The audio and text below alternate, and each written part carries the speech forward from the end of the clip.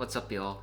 So, as you guys can obviously tell, this is the first time I've dropped something in a while since my previous video, and it might continue this way, but I want to head into the major topics first, and if you guys are curious, I will explain my current situation at the end.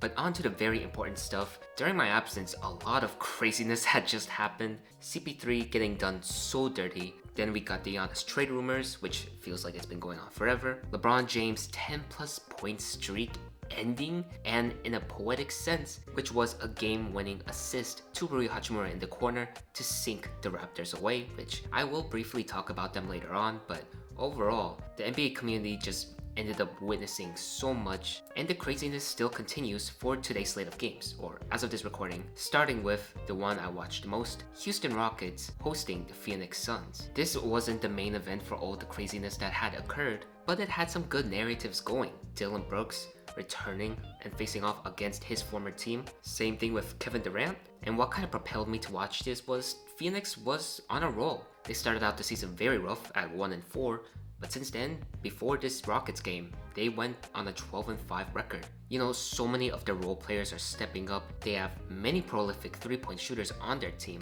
and Dillon Brooks has taken an offensive leap, at least for his mid-range game. So I was like, they surprised a lot of people to this point. Maybe it could continue. Didn't really end up happening. Kevin Durant, oh my goodness. This was just a superb performance. I mean, nothing else is new, but I'll get to him in a second. It's just that, unfortunately, right off the jump, we were dealing with injuries to Jalen Green and Devin Booker. So already, Phoenix was at a huge disadvantage, and Houston was also missing one of their star players in Alperen Şengün. But the first notable standout that I want to shout out, at least early on, was another player facing on his former team, and that was Josh Okogie. Context, he was on the Suns at least for the seasons from 2022 to 2024 before being dealt to Charlotte. Then he went on to sign with Houston on a veteran minimum, and he's actually looking like one of the best off-season steals in all of the NBA. I mean, early on he was hot with his perimeter shooting, and you know he can get after it on defense and rebounding. Pretty much in that first quarter, we seen it in full effect. He was everywhere. He also had a couple of really significant hustle plays. He pretty much brought that energy from the get-go and is showcasing how much of a perfect role player he is. There's no denying, if he keeps this up, it just adds more to Houston's depth, and he could help them out in some possible playoff scenarios. It is much needed. I mean, just the energy alone, especially since Tari Eason has missed a couple of games. I'm not saying he's super injury prone, but yeah man, just having someone like him stepping up, he definitely proved himself to be another option that Coach Udoka can rely on. And speaking of reliable options, Aaron Holiday is up there. I liked what I saw from him in this game. He also nailed some timely threes. I wouldn't say it was super clutch because Houston always maintained a very drastic lead throughout the entire game, but what Holiday is providing is just enough. And he's another guy who's so important to this Rockets team, like it cannot be understated. You could argue that it's just as significant as Okogie's impact, maybe even more considering that the guard position needs just as many bodies as possible, because no doubt Amen Thompson is killing it. Reed Shepherd has definitely put on a resurgence compared to how he started, but when you have Holiday consistently knocking down threes and providing great defense, that is the perfect description of the ultimate safety bag. No doubt VanVleet's presence is missed on the squad, but Houston can still rest easy if Holiday continues to be like this. So those are two key role players that I think deserve more praise and attention. I also gotta give major flowers to Clint Capela and Steven Adams for this game. It wasn't easy because they were battling against Mark Williams, but they still had some nice inside presence. Adams especially had nice chemistry with KD whenever the superstar was trapped. Nothing too major, but it was just a simple bounce pass between the two defenders, and some nice results came out of it. So yeah, that chemistry continues to be underrated, and I can't get enough of the rebounding. And then the main heavy hitters, Amen Thompson and Kevin Durant. Kevin Durant especially, holy crap. First off, big congrats to him for surpassing 31,000 points, but just how he got those buckets, how he got those points in general, golly, it's a work of art. I mean, you might say I'm overhyping it a bit too much, but to that I respond with, just watch him play. At least see his shot attempts in this game. It was definitely far from easy. And yes, that's the story of KD's shot making in his entire career, but I mean, Dillon Brooks, no doubt, you could tell he took this game personal. Him and Ryan Dunn were trying to make KD's life as difficult as possible, and it still didn't matter. KD still still made it look effortless, even though when you face those premium defenders, nothing's ever really easy. So again, just a glorious masterpiece that I've witnessed. KD is just continuing to prove how much he fulfills this team's needs. I guess an issue that I'm still worrying about with KD is how he reacts to double teams. It's not like a surprise or anything, but I noticed that whenever Phoenix was double teaming or trapping KD in this game, aside from those bounce passes on the short roll that I mentioned earlier, he was kind of having a hard time viewing the situation around him. Sometimes the offense would suffer as a result, and Phoenix had a ton of opportunities to take advantage of those miscues, which I'll get to later on in a second because they definitely didn't. But if I'm Coach Udoka or some of the other coaching staff, it's definitely something I would at least keep in mind. Again, this is where the presence of Alperen Şengün would help majorly, but that was one of the few things that the Suns were able to successfully enforce. I guess that's the right word I'm trying to think of. And Amen Thompson, gosh, I can't get over how athletic he is. It's some of those jumps should not be possible, man. Whether it's on offense or defense, how he splits the lane with ease. Like there was this one drive where he went past Royce O'Neal. That's not easy. That's a very physical body you have to get past. And yet Amen did it with no problem. So both of those two stars ended up with insane stat lines, were the major reasons Rockets got this victory. And over to Phoenix, yes, this loss stings, but I also call it very unusual. A loss that doesn't really fit with what I've seen from the Suns team. It's not like the Rockets defense was that suffocating. I mean, in the second half, it definitely kind of got out of hand, but at least in that first half, what I saw, the Suns had many chances to at least make this a closer game. I was never in the belief that they would take the lead, but just some really weird, or I guess unfortunate circumstances had occurred for them instead. The main thing was the terrible three-point shooting. I mentioned earlier that Phoenix has so many prolific three-point specialists in a way. Colin Gillespie, Royce O'Neal, Grayson Allen, but man, nothing, I mean nothing was falling tonight. Sure, the Rockets would force some tough looks, but on a lot of other situations, the Suns players' shot selection was not bad. They had some open opportunities. It just did not go down. It definitely caught me by surprise. I seriously did not expect these performances, especially from Gillespie and O'Neal in particular. Seriously, they were on fire.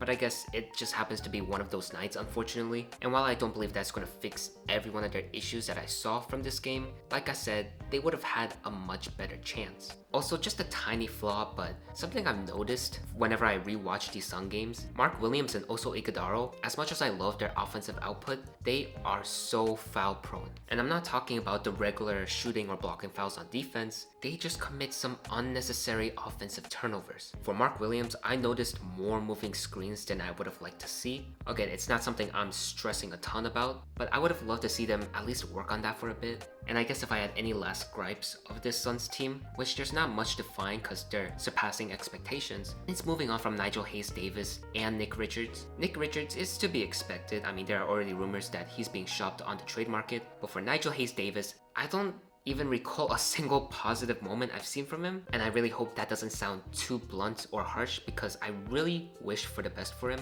He's a very nice guy and I hope things turn around for the better, but from what I've seen when rewatching these Suns games and even in tonight's games against Houston, so many of the looks that he's getting and missing, doesn't matter which area of the floor, it just results in some brutal whiffs. It's come to the point where I'm not sure if you can even get some value from him. If you do decide to shop him around the deadline, you might have to cut your losses and instead have Rasheer Fleming take those minutes instead. Again, Hayes-Davis is not the main problem. He's not responsible for all the negatives. But with a Suns team already dealing with some major injuries, the amount of depth is super crucial. But again, those are just my thoughts on the game. Maybe things turn around for both sides. We'll just have to see later on. Another crazy game was the Detroit Pistons taking on the Portland Trail Blazers. Not the most perfect because the officiating, at least for both sides, it just wasn't ideal. But still, it was a tight contest. For Portland's side, Denny Avdia, he just continues to be the most audacious player in the NBA. I'm definitely gonna make a video about him just because the audacity of some of his plays in a good way. And in my opinion, he deserves to be a first-time All-Star. And on Detroit's side, they just continue to be super clutch. It wasn't Cade Cunningham being the main hero this time, it was Duncan Robinson making two crucial threes, one of them so off balance. My goodness, I mean, that's what you signed Duncan Robinson for. And last but not least, Well, maybe for Raptors fans, they will consider this the least, but Toronto's a bit of a slump. I wouldn't really panic about it, but it is kind of brutal that 2 of those losses came at the hands of the Hornets. I'll admit I didn't watch this game because I just saw the box score on the NBA website and I was like, yeah, I'm not really gonna tune into that. But I did see that Tijon Salon nailed 5 threes, and if I was a Raptors fan, I would not know how to feel about that. But yeah, that concludes today's slate of games. It was very fun covering all of this, just getting a chance to talk again on camera. It's been a while, and yeah, thank you so much for watching. I will talk a bit more at the end, but if you guys want to stop the video here, just let me know in the comments down below what you guys thought about today's slate of games or just what has happened in this past week. Thank you all so much for watching. I guess for the people that stayed at the end here, I just want to put out this update that I might not post videos in a pretty long time, and I do want to clarify that it won't be for huge stretches or anything. I'm not sure if I mentioned this earlier at the beginning, I forgot, but I am dealing with finals and just college semester stuff overall, and although I do want to make a career out of this channel, at the moment I also want to graduate. I have to prioritize my coursework. Don't want to jinx it, but everything's looking solid. I just want to make sure that, you know, I stay on top of things. Also, I switched editing softwares. Before I used to utilize Final Cut Pro, and now I switched to DaVinci Resolve because Final Cut Pro, I'm just experiencing some problems with it. It's a long story, and I guess this is a nice segue to my third factor. At this point, I'm not saying like I'm out of it, but I feel like there's so much I could do better. If that makes sense. With editing, I am trying my very best to make sure each video is so gosh darn watchable and fun, but I also do think there's another level I have to reach to, I have to work towards to, and I want to give you guys so many great quality videos. So just getting more work on this editing software, just trying to do my best at getting better on each passing moment. And for, I guess, watching basketball, I am currently kind of out of it. Not burnt out, that's kind of too strong of a word, but I guess kind of currently there's this sense that I have where these games are starting to turn into assignments. Like, you know, these videos take some time to make, so just making sure I do enough research and info at a certain time slot and then put all of that in the video and editing kind of makes me feel like I'm doing a lot of this just for the sake of numbers instead of, you know, having fun with it. I don't want my fun thing to turn into assignment because I'm already stacked with assignments. So again, I'm not burnt out or anything. It is watching basketball at the end of the day. It is not difficult or anything. I guess I just find myself having a hard time giving off some happy energy. Maybe it's a mindset thing, but I don't expect it to happen for too long. So at least until this semester ends, then we'll get back to some consistency in uploads. So, but yeah, that's my whole spiel for now. Thank you all if you made it to this point. I seriously appreciate it. Everything I said at this end, it's meant with the best intent because I really, from the bottom of my heart, want to give you guys just the best freaking content possible. Let's just put it at that. But yeah, gotta take care of current things first, and then step by step, we'll definitely get there. So thank you all so much for watching. Thank you all so I can't English. Thank you all so much for watching, and I'll see you next time.